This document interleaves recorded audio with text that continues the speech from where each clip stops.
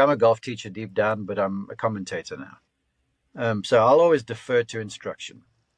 And I now at 55 believe, because I've been around the greats of golf instruction, and I've counted myself fortunate to have learned from a lot of them.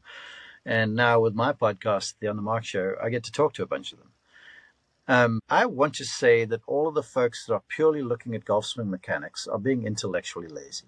Well, why do you play golf? And you'll always hear for fun or for relaxation. And then I follow that quickly with okay, how often are you having fun on the golf course? And then they're like, well, not very much. I'm like, oh, you ever really relaxed? They're like, no. So I'm like, well, you're playing the wrong game then. You should find something else. To coaches, it's not the swing. Stop about the swing. How about we appreciate the fact that the guy's got cojones the size of New Zealand? He said to his caddy on 18T, he goes, I'm playing to win. This might be my only shot, and I'm not going to dribble this thing over the line. I'm going to be like my dad. If I miss, I'll deal with the ramifications. If I make, I'll be a hero. And gosh, he was a hero.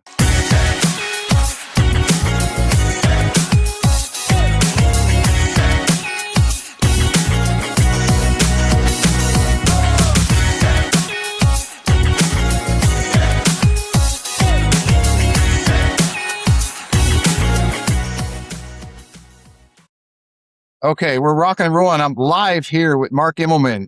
And, I haven't done really a whole lot of intros because obviously you don't need one. You're a very well-known person in and around the game. I almost want to, you're like a Renaissance man in the game, but I thought given all the things you do, I've got to at least touch on many of them so that the listeners can be as blown away as I was. So, okay.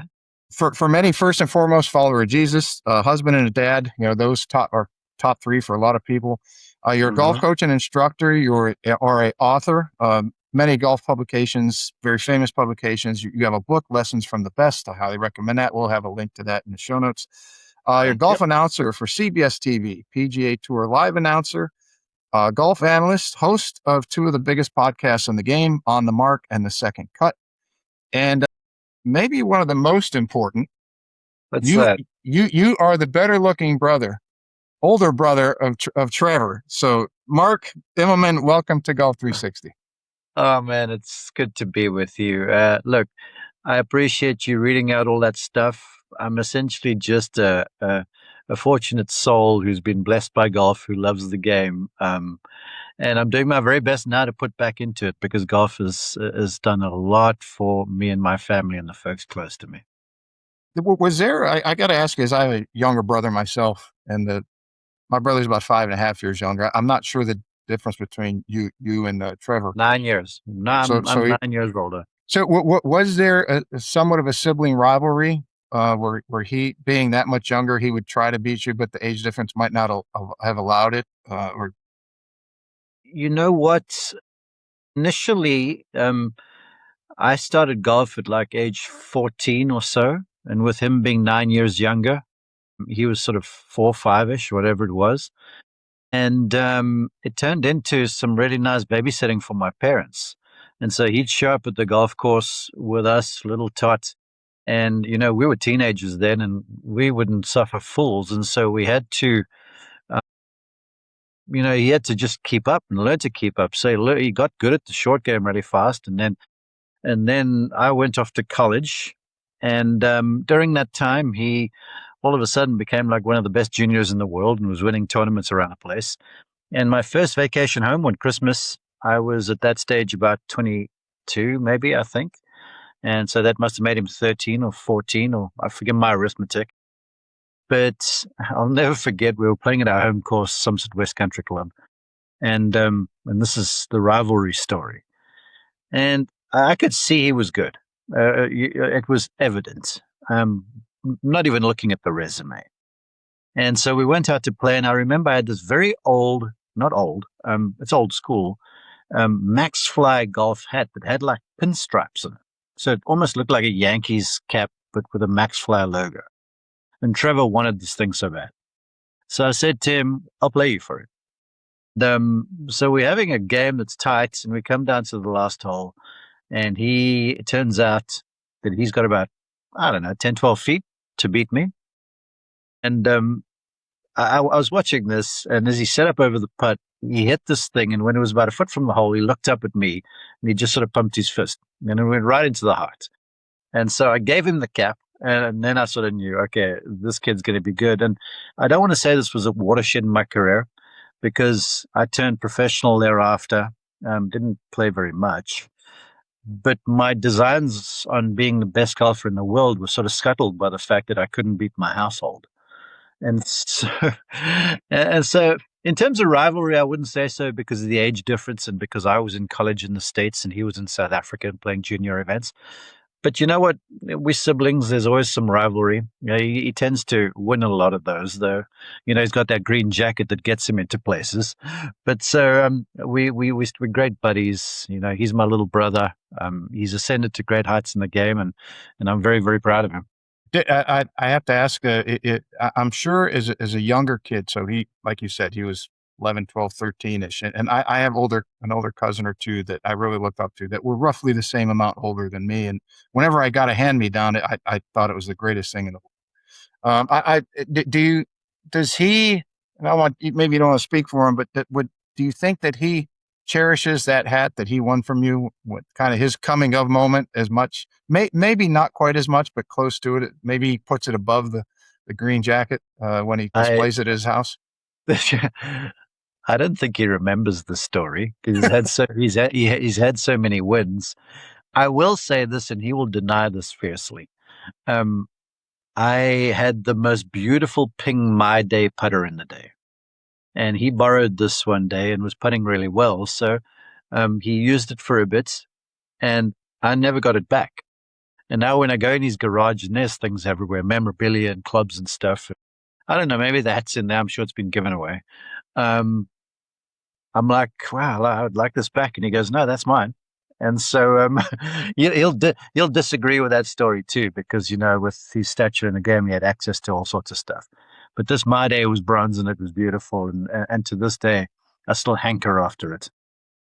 I could only imagine the sibling, regardless of the age spread, there is still a rivalry, in particular among same-sex siblings. And it's good. It can get contentious, I'm sure, at times, but for the most part, it's good for both, and it drives each other to do some very good things. Yeah, there's no doubt. Look, I mean, I wouldn't say we're rivals now, because even though we both work for CBS, we're in different roles, and we complement each other with the way we work. And it's actually, it's really thrilling to be on a show, like to have two brothers from a small town in South Africa be on the preeminent golf show in all of the world. And, you know, when I say something or when he asks me a question and there's some interplay between us, because I kind of know what he's likely to say, and I'm sure he thinks the same way with me. So there's a chemistry and a cohesiveness that is attractive. At least I feel like so. And people sometimes compliment us on that. So it's nice when we're at this stage of the game now, when, I don't know if it's rivalry. It's like we're fans of each other. Yeah, I can imagine. Yeah, you worked through the rivalry, any little bit of rivalry many years ago. There's so much to talk on, and you've recently got back from overseas and the Open Championship, and of course there was a lot to talk about there. Maybe in recent times, one of the more interesting Opens, given the finish and the incidents that happened during. If I can just touch on those a little bit, that's okay with you. Absolutely. I just want to, when I was over there and CBS did the Scottish Open, I watched the Open on television, but I'll happily comment on it because I watched just about every shot. I was like basically every other fan in the United States. Obviously, the big one with Bryson and the rules violation. I would say if you ask 100 people in the golfing world, should that have been a penalty? I would have to imagine, just based off reading social media, 50 would say yes, 50 would say no. Did you have an opinion on that, or would you care to discuss it from what you saw? Here's where I stand. I think if you talk to any tournament golfer in that situation, they all would have looked at this going, oh gosh, he's got to be a little careful in there, you know, because he's tramping around the place. But then if you take a step back and you look at some of the footage, you know, there were countless people wandering around in the bulrushes and the fescue and stuff there, trying to find the ball. So who knows if a lot of the stuff was flattened out. But I will say this: I've seen people penalized for lesser. I've seen people not penalized for more. I'll defer to the RNA and the USGA. They govern our game, and they're some of the brightest minds in the game. And clearly they had enough evidence there to assess the penalty. I I'm Bryson. I wouldn't call him a friend, but I know him well, and I love his mind, and I love the passion and the way he approaches the game. Um, and I understand him trying to plead his case. But to me, it just became too big a spectacle, if that makes sense. I'm like, you plead your case, and if you find you're going nowhere, then just go, all right, let's go ahead and let's just deal with it. Instead of almost holding the entire event and certainly television captive by going, well, I don't know if I'm going to play tomorrow now, kind of deal. So I think watching it and having watched it closely, the way he was stepping around in there was a little heavy-footed. You know, you want to be careful of that stuff. And there was one instance where you could see how he kind of used his leg to pull some of the fescue out of the way as he addressed the ball. But he's not the first guy to do that. The issue is that he gets on TV. But so the way I said is I'm going to defer to the RNA. They know what they were doing. I just wish it hadn't turned into this big thing that, in a certain sense, almost detracted from what was a really great championship. Mm-hmm. I would say it almost, if the ending wasn't what it was, I think that the Bryson story would have had a chance to cast a shadow over the greatness of the event. Mm-hmm. And to Manny's point, I think the way he handled it was terrible. Like you said, he held everybody hostage on just acting like a petulant child. And I'm not anti-Bryson at all. I admire the way that he goes about it, and he does his thing, and he looks to improve and what he thinks are going to get better. But just hopefully someone in his camp is going to sit him down and just say, hey, after he decompresses and say, maybe next time if there's a problem, don't say I'm not going to play the rest of the week. You're only three shots back at that point in a major championship, and you're one of the better players in the world. You know, but I think I posted part of being a professional athlete, in particular at his level, where you're one of the best in the game. Cameras are on you quite a bit. Uh-huh. It's not a reduction of responsibility. It's actually an increase of responsibility that you don't get the ability to act like somebody who might be a lower rank or not as well known. You're not allowed to do that anymore. You're in the spotlight, and you have to take on that burden, if it is a burden or a privilege, someone might even call it, to say, okay, I'm a higher ranking player. I'm looked up to by many kids as he is, and his YouTube following is pushing 3 million. I need to maybe carry myself in a little more professional way. I might not agree with it, and that's fine, but the other somewhat theatrics, I think it's widely accepted, we're overblown. Yeah. Again, I mentioned the word passion because whenever I've been around him, it emanates. You know, he gives off this desire. He's going to do anything, technique-wise, research-wise. He calls it Occam. He's mentioned to me Occam's razor, which essentially says you find the simplest and easiest route to improvement. And so he's always experimenting and always looking for an edge. And he gives off that vibe. I also want to say, too, that as golfers playing in tournaments, we're entitled to a second opinion. You know, if you get a ruling, you can ask for a second opinion. Or you can play two balls if you're a collegiate or an amateur golfer or whatever the case might be. And then the rules officials will step in and give the ruling. And so he was within his rights. But there were two decorated rules officials there, and both of them were singing off the same song sheet. So there wasn't the second opinion option available to him. And he was pleading his case, which I saw. And look, Bryson for television is catnip, really. Because, you know, if Bryson's on, ratings rise. And so TV cameras are on him constantly because he's kind of the king of content as well. You always know there's going to be something. Uh-huh. And when I turned on the post-game shows thereafter, and they've basically got cameras trained on him the entire time when he's practicing or hitting balls, whatever he was doing, I was like, okay, this is getting a bit too much now. So it was, look, I think he All right, everybody, we're back. We had a little bit of a tech challenge, as happens in today's world. Not a big thing. Most important thing is we're back recording with Mark Immelman. I guess maybe the tech challenges, that's enough about the Bryson talk. We'll move on to the next topic. Now, this one, for me, and having you on the show, is very interesting. I'd like to get your perspective because, if it's okay to touch on the topic of live, because as I've had many friends and colleagues on, coaches from different parts of the world, uh, the international perspective of live is not nearly the same as the domestic perspective of Yeah. live. And I guess that would be very much USA centric versus, hey, there is more golfing world out there.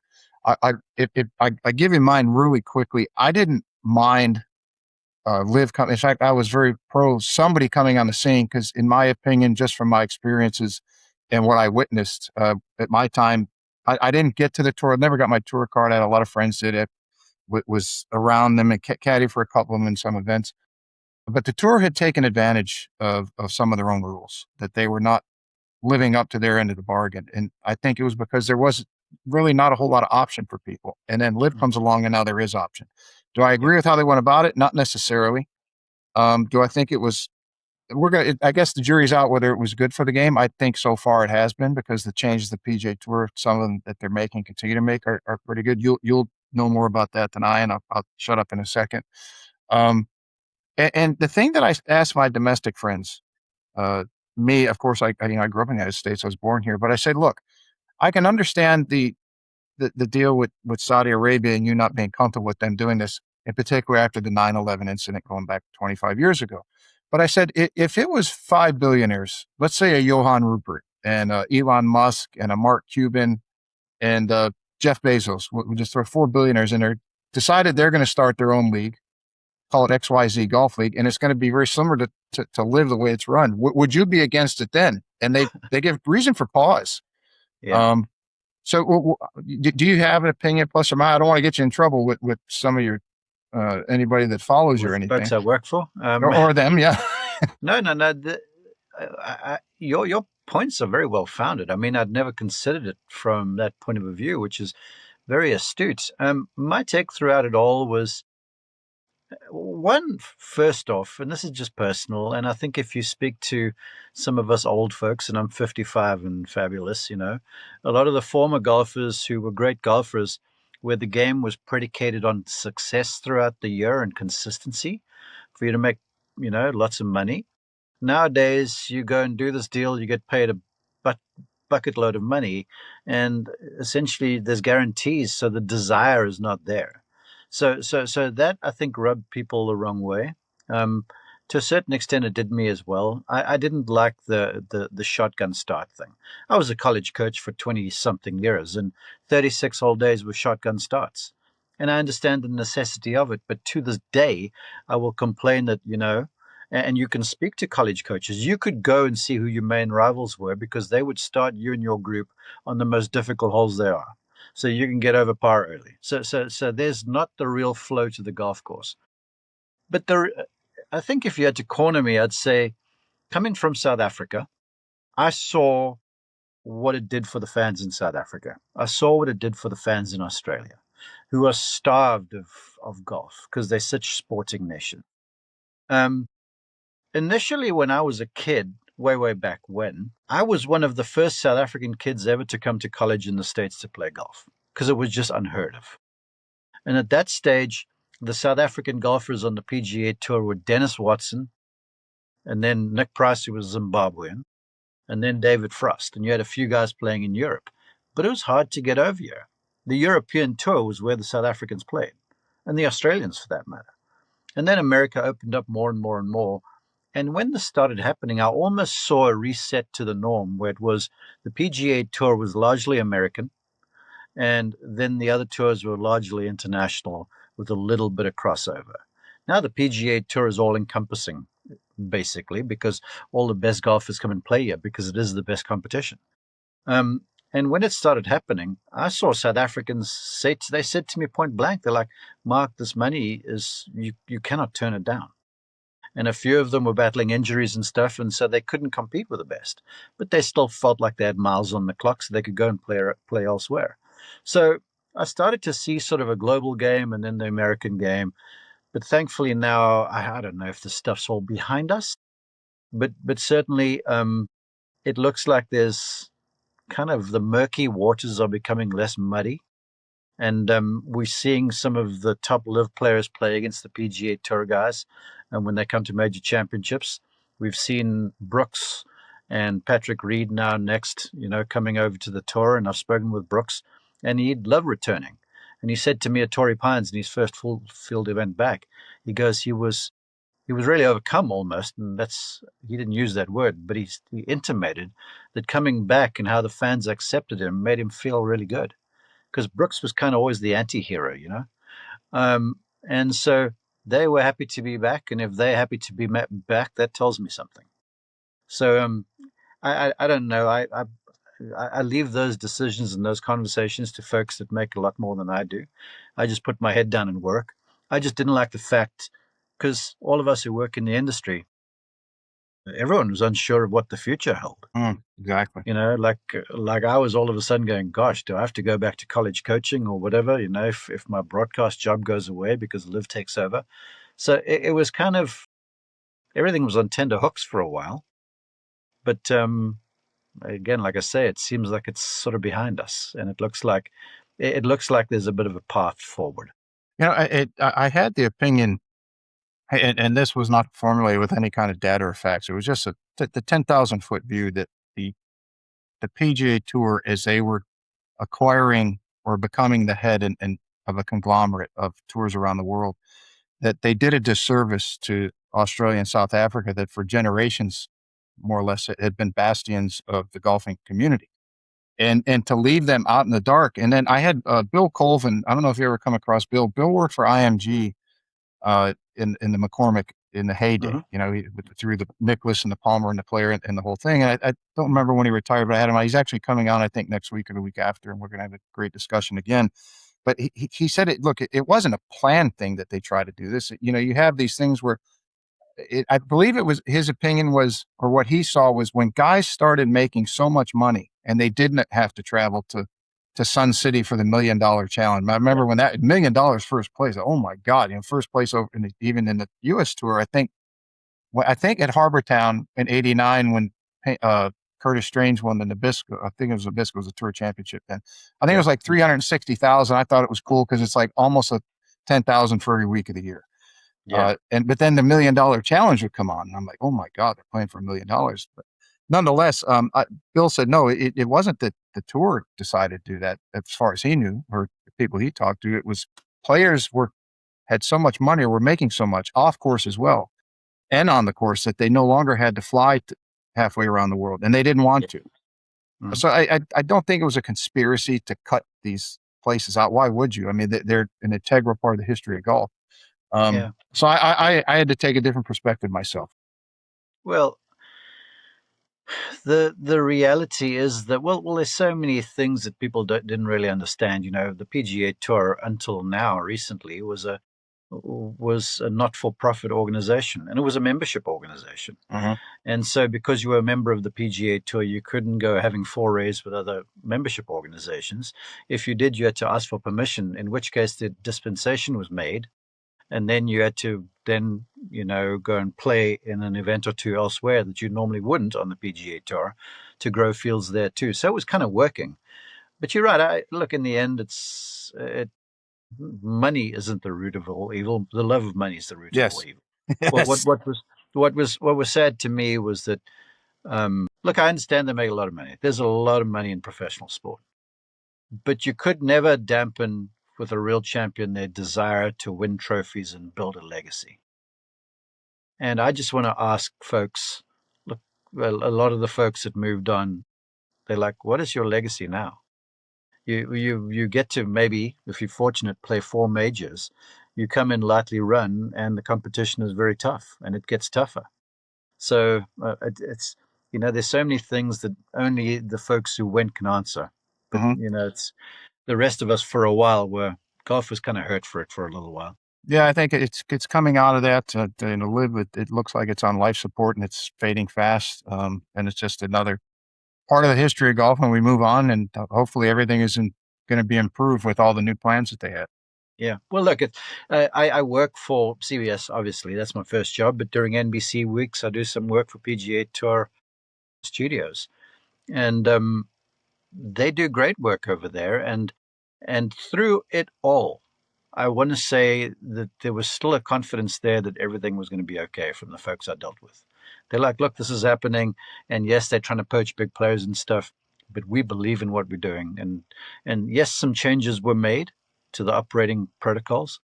But in the end, the PGA Tour is still the place that everyone wants to play. I don't care what you say.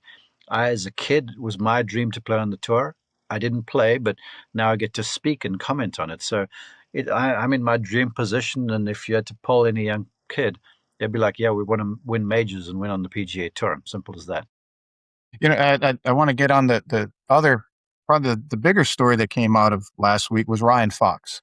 Yeah. And you as an instructor and a coach, I want like to touch or get your thoughts on his swing, because the last couple of days there's been a lot of discussion. Uh, Fit for Golf, Michael, Carol, Mike Mike, Carroll. yes, posted about somebody that messaged him that said they would completely rearrange Ryan Fox's swing, and I'm like, that's the most asinine thing I've ever heard, maybe in coaching in 40 years.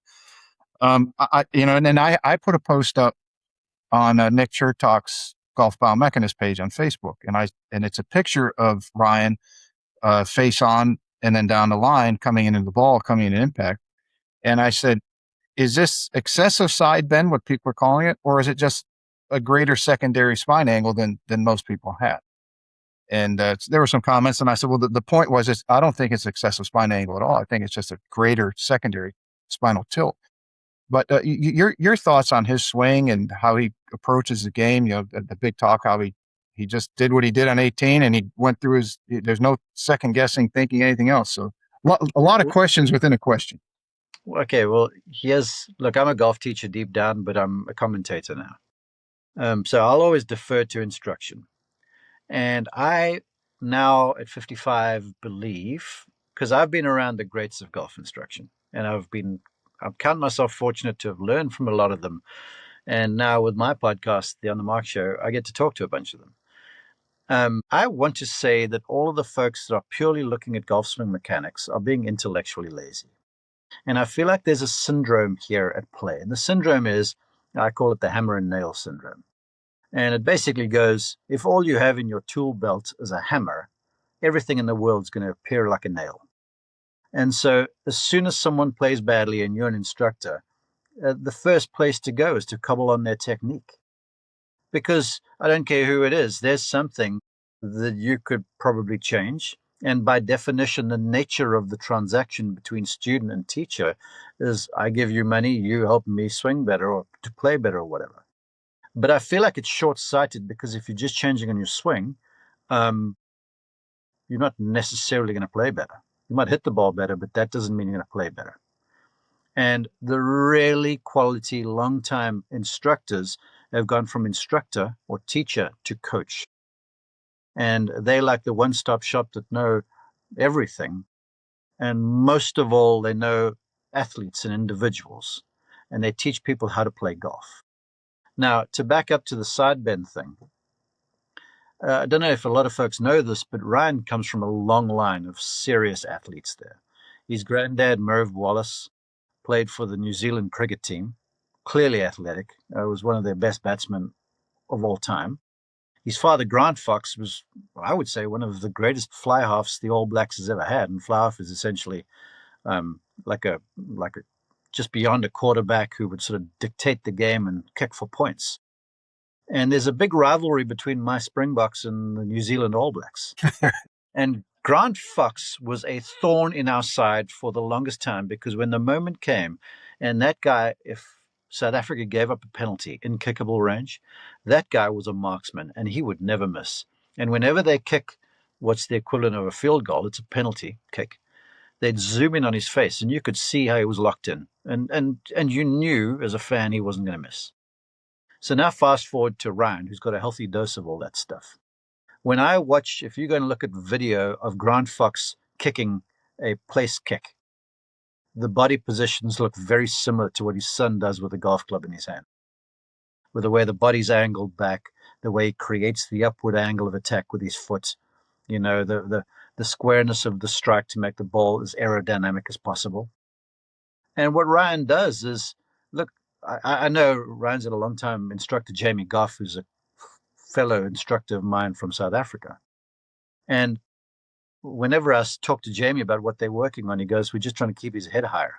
Because as he goes into side bend, he drops some height. And because he drops some height, if he's not moving aggressively with his legs, he's going to bottom out in the wrong place. Right? And so, if he keeps a little more height, the club shallows a little bit better, and so he squares it up. And then he's playing around that very strong grip of his in the shot club face. So you've got to do something to show up more square to hit the fade that he does. So those are all the matchup things, and that's the golf instruction stuff. But I will say this. He's won 3 times on the PGA Tour now. He's won more over in Europe. Every time on the tour when he's been in contention or he's had a shot, he has won it. In Myrtle Beach, he chipped in to win in a playoff. I was on the call in Canada. We're on the final hole there at TPC Toronto, par 5 down the hill.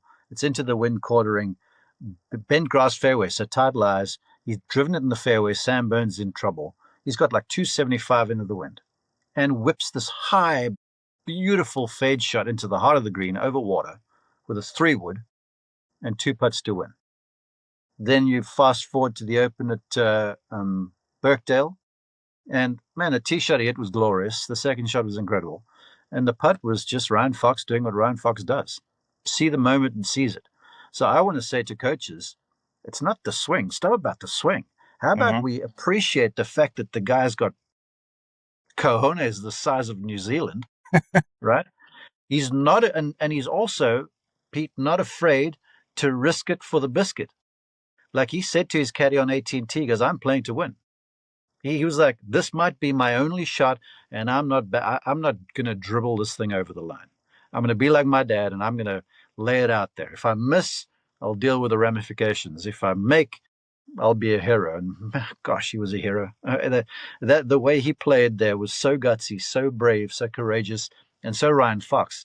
It's enviable, man. People should stop about the swing and start look at the character, because it's the character that won the tournament. It wasn't the golf swing. That brings up an interesting point that I've had this discussion with many about talent versus skill development. And I said, look, nobody, Tiger Woods, Jack Nicklaus included, they did not come out of the womb knowing how to swing a golf club. They developed those skills. Now, it just in the amount, I think you're a little over 210 or so episodes. I'm not to the 500 plus that you are, so I have ambitions to get there one day. We're at 800. No, I'm at 850 or something. Oh, geez, yeah, I got a long ways to go to get to your level. I want about the first 300 back. I listened back to them. I'm like, oh, that is desperate. But anyway, and I say, look, and I've been very, very lucky and fortunate to have some of the guests I've had on, Stu McGill being one, Dr. Stu McGill. And he told me one day, he said, look, if a golfer if their spine is built with very wide facet joints, they can turn as much as they want to, and they're going to be phenomenal golfers, even if they don't even put a lot of time into it. Somebody with small facet joints are going to have a hell of a time. If they don't have the hip mobility, they're going to be in trouble.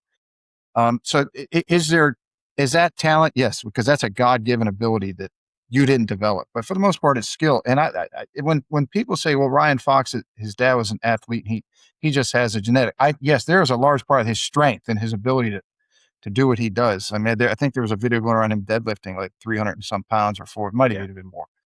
But I think the skill that I'm looking at, and I think you touched on it, is, he grew up watching his grandfather, grew up watching his dad, and learning from them as well, I'm sure, as he got older and started to understand competition and stress and those things within the heat of the battle, and pick their brain or learn from them how to handle those situations, what to do versus what not to do, maybe. And it might not be textbook that being taught now, but it worked for their family and it worked for him, obviously. So that's where I get in even sometimes a little debate with others. That, oh no, they're skilled. They just had, yeah, well, that's maybe, but I don't think he was born with that. He learned that, whether it was just watching or them telling him or whatever it was. He learned that somehow. It's nature and nurture, as far as Yeah. I'm concerned.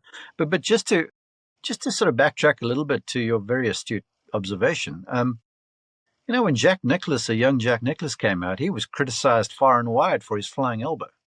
Because right before him, there was the Arnold Palmer era, Arnold Palmer and Ben Hogan before that, where trail elbow was kind of really stuck to the side and was very rotary. Mm-hmm. Where Jack had big leg action, high arms, almost the antithesis to the swing of the swing du jour, if you will. And then, everyone nowadays, all these instructors will put these clips of Sam Snead and company in there, and they'll reference how Hogan rotates, but no one talks about the fact that the club faces were wide open compared to what the modern day instructors are now teaching. Those guys had an open club face that they could rotate and slam the thing shut athletically with their arms and real skill, where nowadays the faces are so close you got to rotate like a banshee not to have the thing go left on you, which is kind of what Ryan Fox does. Mm-hmm. But I will say this about Ryan and about the athletic skill. He, by his own admission, will tell you he was a really good cricket player. And for the folks who don't know, cricket, you play with a flat bat. And someone bowls the ball at you. It's like pitching in baseball, but it bounces. And it bounces off the seam, so it bounces crooked.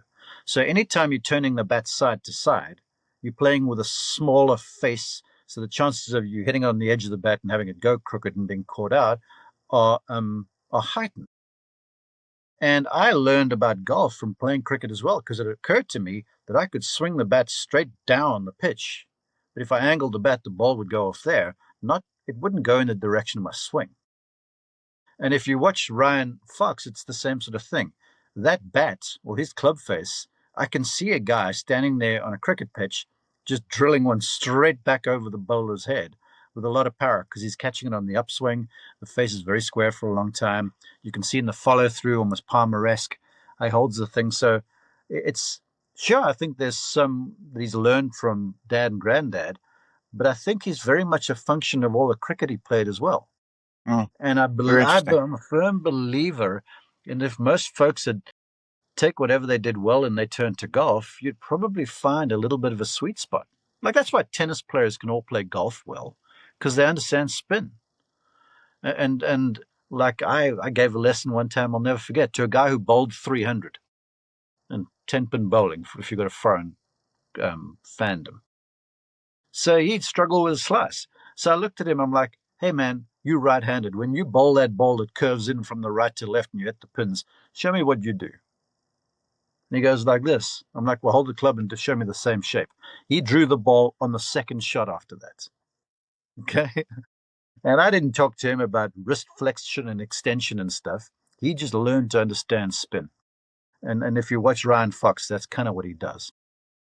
I've and a lot of what I've seen in the coaching space is a lot of people can be right generally, but wrong specifically.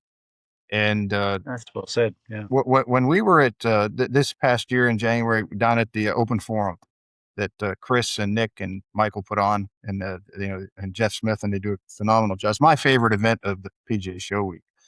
And I was talking. There was a couple of us talking. And Ben Shear was one of the presenters, so he got there a little early. And we were talking somewhat about this similar topic. And he said, "Look, you got to remember, athletes, golfers in particular, are very, very messy individuals. Humans are messy individuals, and things don't apply across the board. It's not black and white. It's a lot of different colors in there. And what might seem like it works in one system won't work 100% for everybody. Yeah. And I think even with all the technology that we have today and the mountains of data and information, that it is very refreshing to see more unique, personalized swings on the tour than just the everybody looking like robots." The Ryan Fox, Jim Furyk, and little older than we are. Matt Wolf was in that category, I think. That there's even Matt Fitzpatrick doesn't have what I would consider a traditional type swing, and it's very. I personally, this is just my personal thing. I like seeing it. I don't mind if guys try to get technical. I mean, Scotty Scheffler, #1 player in the world. I said to some friends the other day, I said, if you didn't know who Scotty Scheffler was and you saw him warming up on a range, and you were a scratch golfer, there's no way that you wouldn't go to, I say, you're playing that guy today, $50 Nassau, and you would say press on the first hole. Yeah. And then he beat your brains in, and you go, who is this guy? But Yeah. the aesthetic, I don't think is there. But to the technology front, we don't need it to say that what you're doing is correct. It might not look right in video, it might not look right in action, but like they said, when they tested Scotty's footwork in the force place and everything, is like, yeah, don't touch that.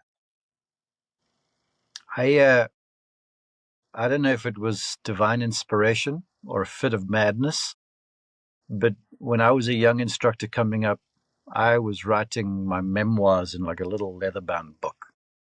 And after every lesson, I'd write something down that I learned from working with elite golfers and beginning golfers.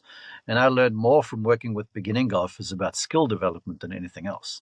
Because I was part of the Sony Handycam era. So we had a camera, and I was fortunate because I knew Ernie Els, so I had some video of his swing. I had some video of Nick Faldo's swing because I knew him, and so I'd be comparing people to them. God forbid what I did to them, right? Anyway, but we live and we learn, right? And one day I'll never forget, and it's been a mantra for my teaching career since then. And I've been teaching since about when I was 26. So I'm 55 now. Maybe even, about 25. And I wrote there, I grade a swing looking for 3 criteria to be satisfied. The first is the ball must be struck properly. The second is there must be adequate leverage or maximum club head speed for minimum effort. And the third is it must repeat under pressure. And to that is how I still do it. And initially, I'll never forget the conundrum I faced, because then you'd see some swing on video and it wouldn't look like Ernie Els. But if you looked at the ball, thankfully, I had a brush with John Jacobs, who gave a lesson not looking at the golfer and looking at the ball and just asking the golfer how they were hitting it. And he fixed the guy, right? Because he understood. He was a human launch monitor, essentially. So somehow something that interaction lodged in my memory. And so I'd always be more ball focused, because the lesson is better if the ball travels better and more efficiently. And if you have a situation where the swing repeats itself, then you're on a winning wicket, I believe. And it's kind of a harmonism. Billy says it to this day. We're not teaching people to swing a golf club. We're teaching people to play golf. And the real art of instruction is, if something works, don't go changing it. Butch said to me, he goes, in the back of my head, and after he said it, it rings in between my ears as well.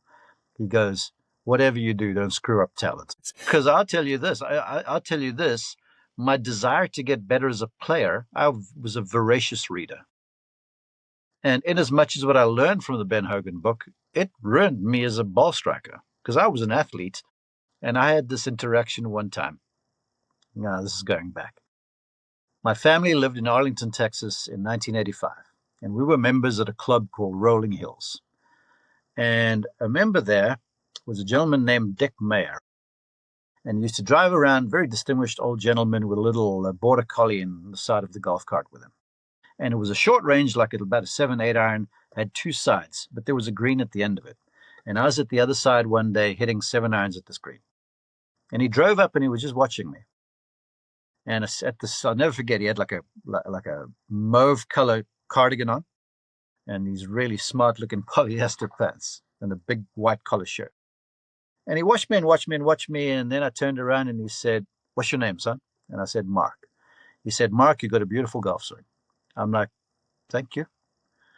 And not knowing who this guy was. And then he said, do me a favor, would you?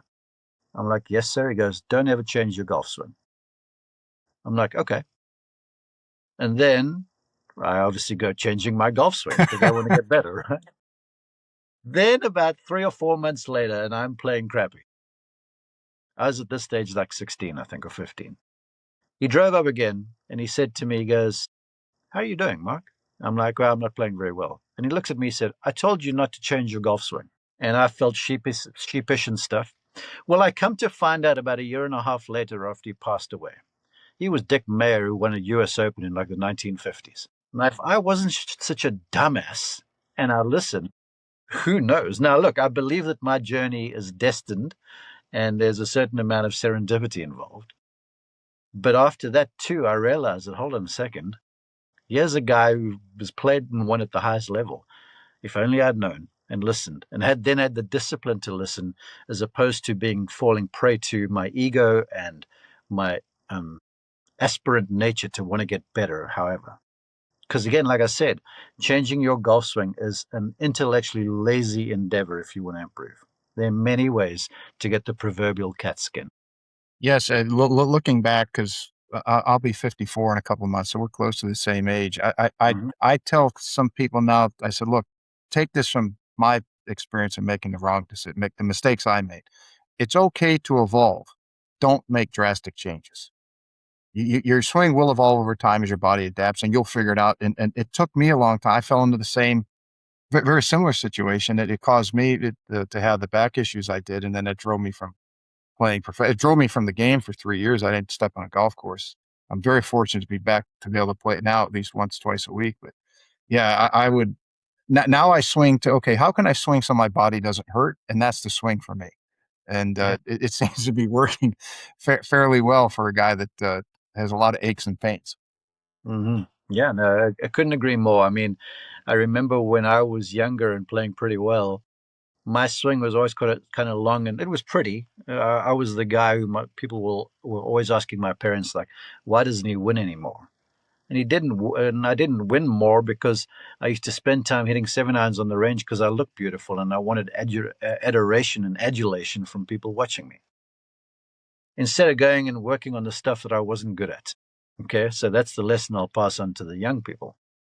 But my swing was always kind of longer, elegant, willowy, not a lot of speed, but a lot of control. And I always wanted it because David Frost was a hero of mine for a while.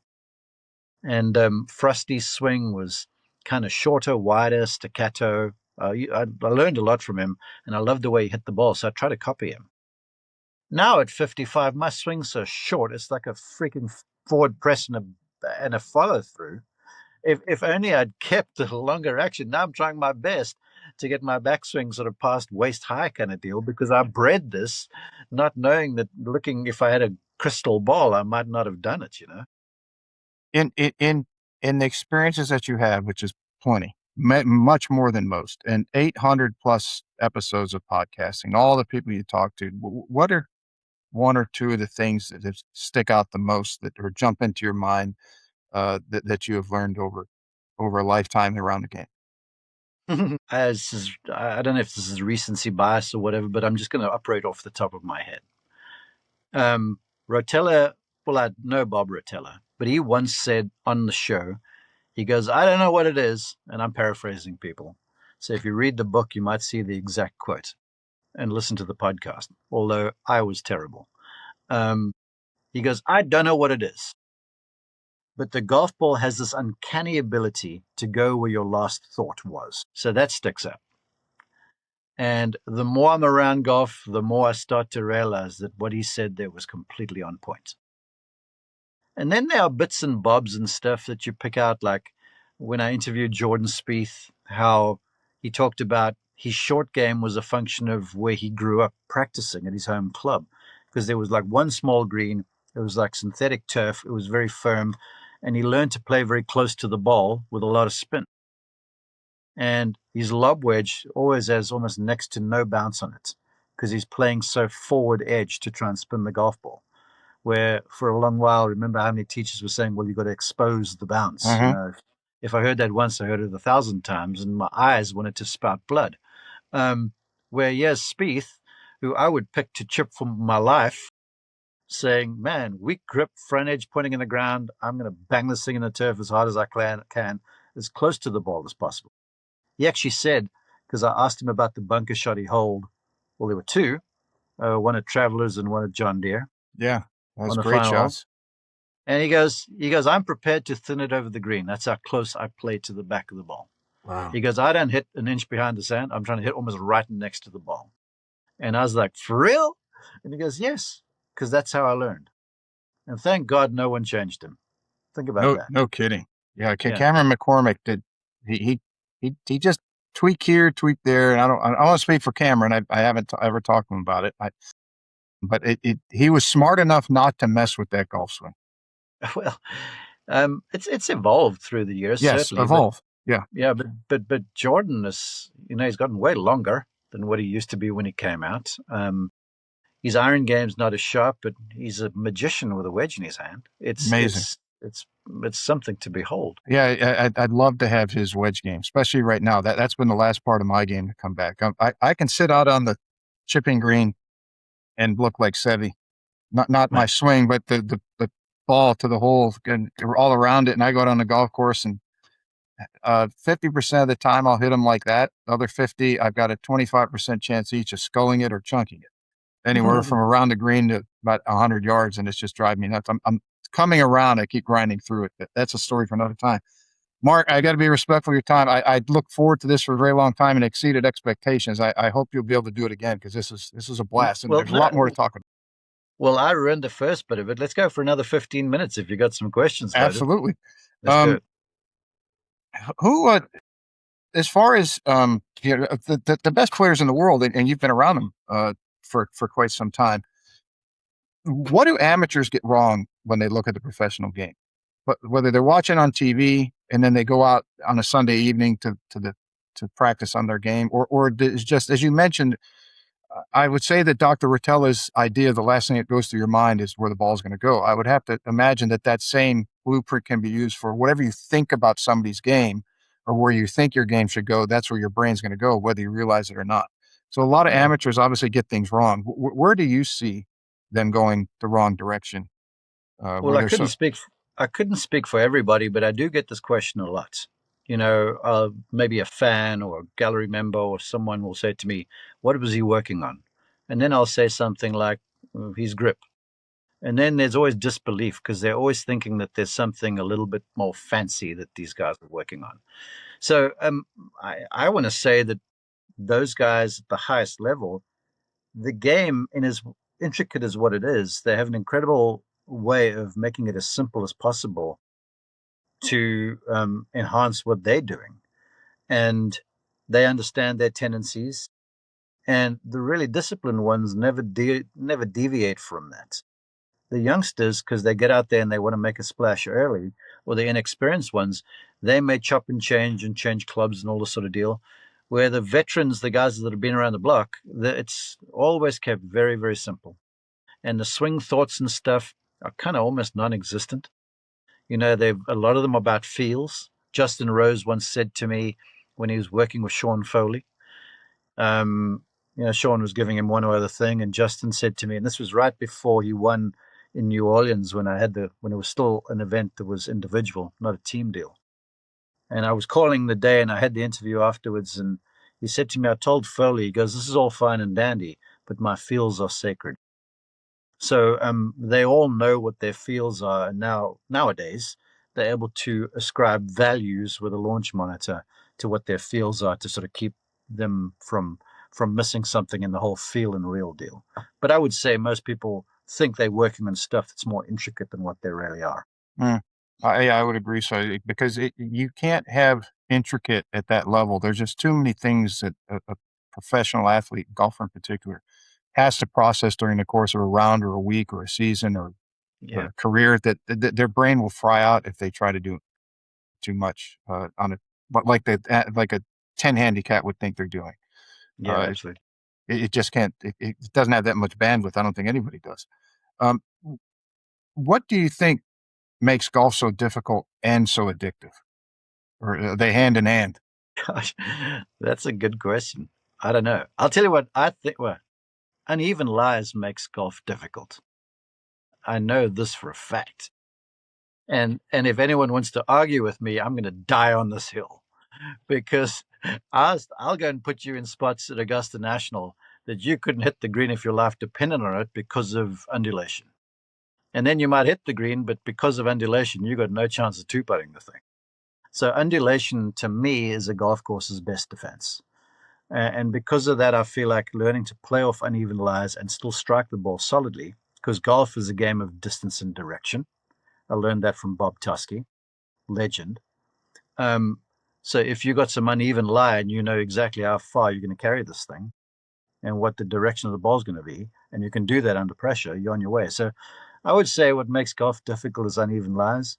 And then the next thing is kind of hocus pocus, but it's expectation. Mm, You know, very much so. expectation to me, look, we all live in hope. You must be hopeful. Don't be morose and depressive. But if you're bound by your own expectation, you're going to start to get doubtful. And if you're doubtful, you tense up. And tension is the biggest wrecker of a golf swing I've ever seen. And so I'd say uneven lies and expectation. Those are things that make golf hard. Yeah, when some of my friends will call me and they can't get in for a lesson or something, they say, I've been playing bad for about 2 weeks. I say, okay, just lower your expectations for the next week. It's They true. do, and that, I and I laugh at them at first, and they say, "No, come on, I got to get in that." As I got to thinking about that, as I said that more and more, I found out as I give it some serious thought is to your point about tension. If you look, if you're a 10 handicap, and let's say you're averaging 85, and now you're shooting 90, okay, lower the expectation because now the tension is out of your system. Your swing, the tempo, rhythm, and timing and sequencing will most likely fall back into sync, and you'll Mm-hmm. get back to your comfort level of the upward ascension that you think your game should have.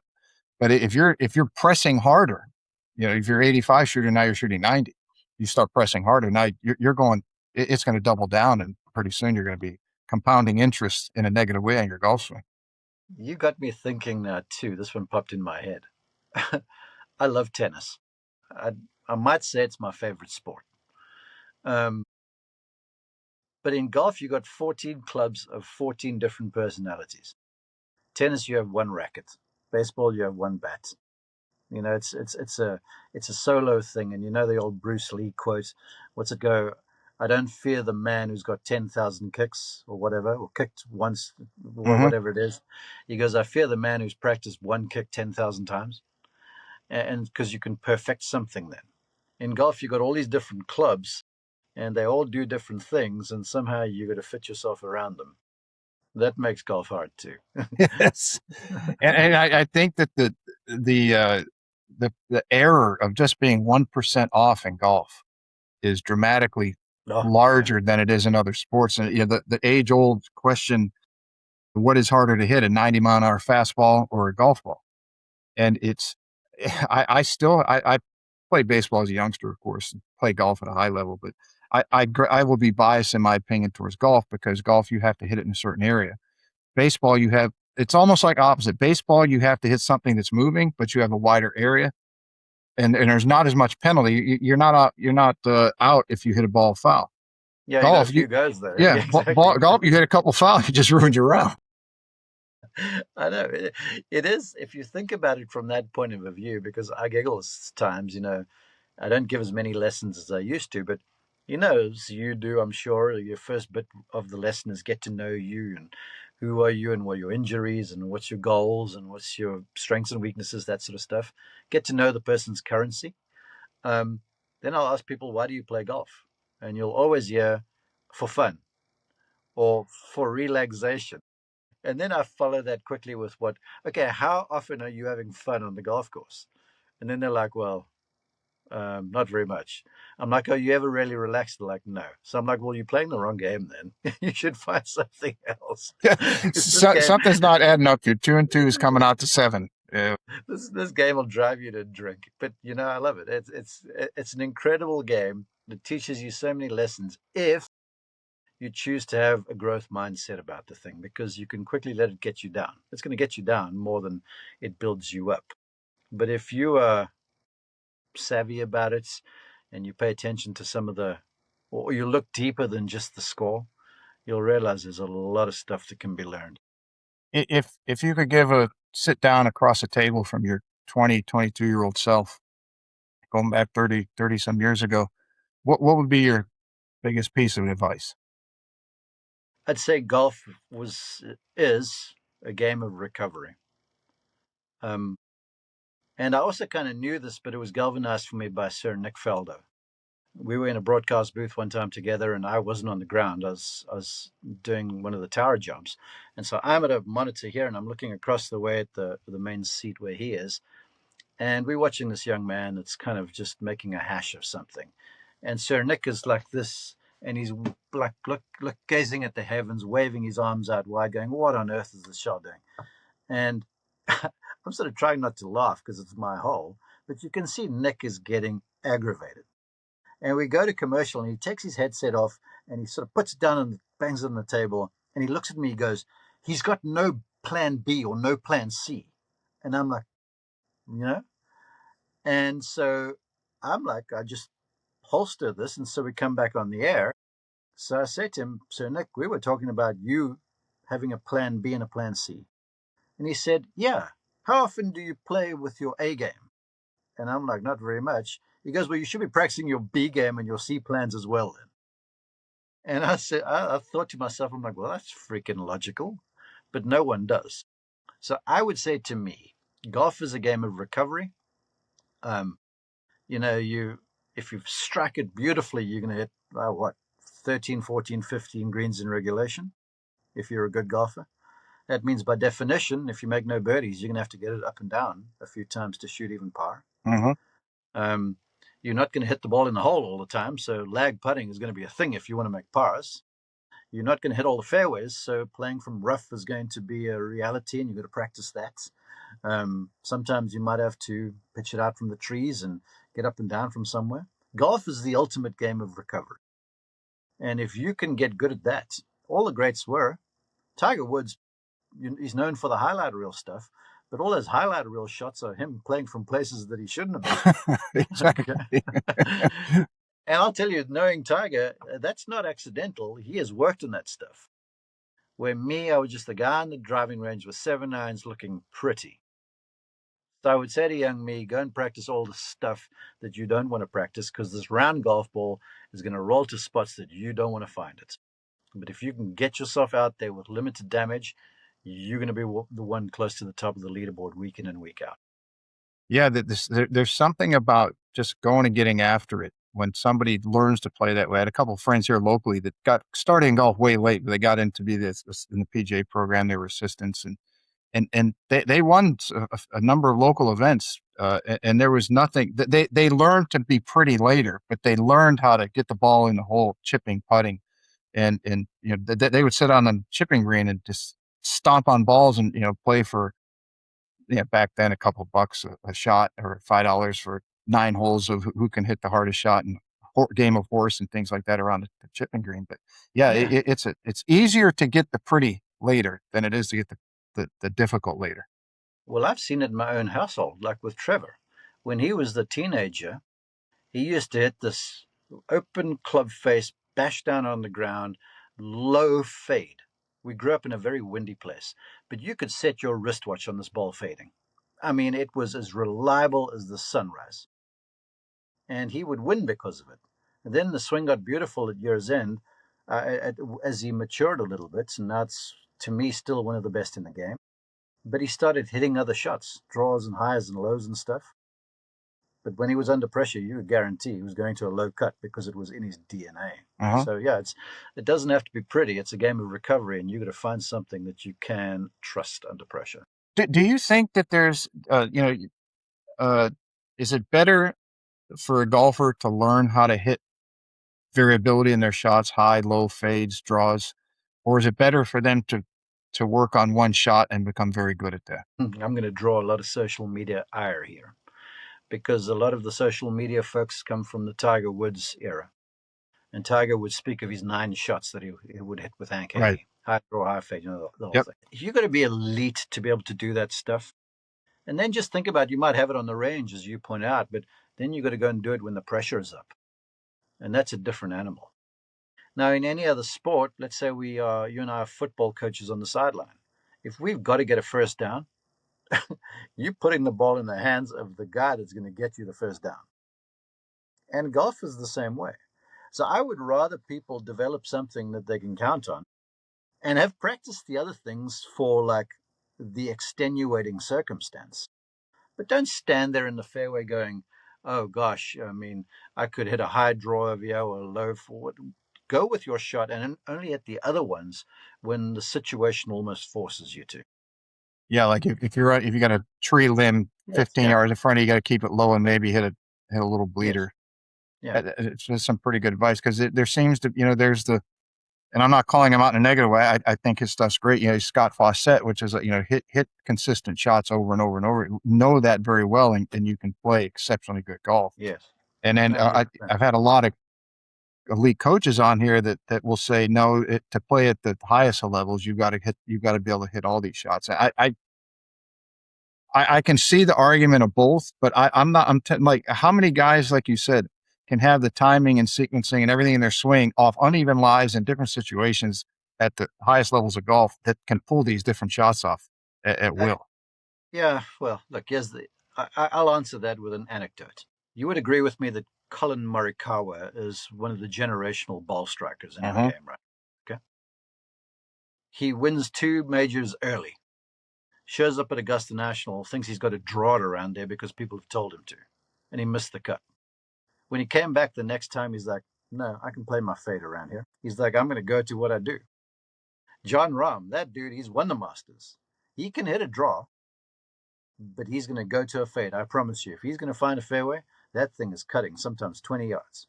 Scotty Scheffler, he can draw it if he needs to, but you watch trajectories, that dude is cutting the daylights up. Yeah.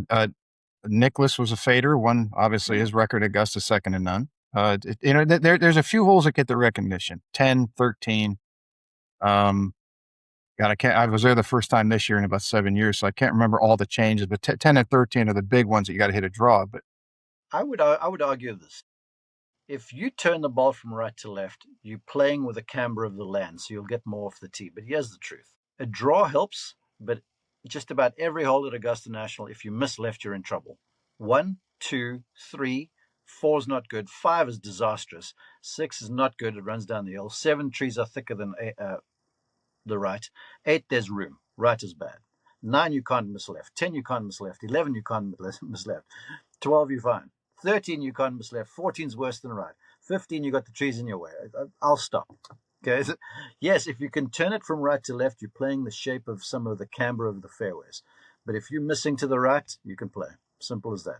yeah, Nicholas, the whole crowd of them. maybe we can add that to the list of things that amateurs get wrong in their thought process. That can be in the top 5 of things we talked about earlier. Well, yeah, I often do podcasts on myths because my big thing is not information, because information nowadays is rampant. Uh-huh. Just turn on the internet and hit golf tips and you will find. But nowadays, it's not the knowledge, it's the wisdom and the understanding of it all that separates people. The understanding to say, that doesn't apply to me. The wisdom to say, okay, if I try that, how much do I try it before I abandon the search? Again, knowledge is one thing. I know a lot of people will shout all the correct jargon and vernacular at me. But I want to hear the folks that will look at the problem and understand it so much that they can describe it simply and give you a simple fix that's going to take care of a whole lot of stuff downstream. Yes, absolutely. Great way to do it. And everything, not just golf. Yeah, true. It's life. It's a life lesson. I burned through that 15 pretty quick. Yeah, I got to get ready. My eldest daughter is performing in a play this evening, so I need to. I can't have you late for that. Again, thank you. This has been a blast. If you hang out 1 second, everybody, thanks as always for tuning in. We'll have all Mark's links to all his social media, his books, his website, and all the good, and his podcast, everything he does, as our followers know in the summary. God bless everybody, and thanks for tuning in again.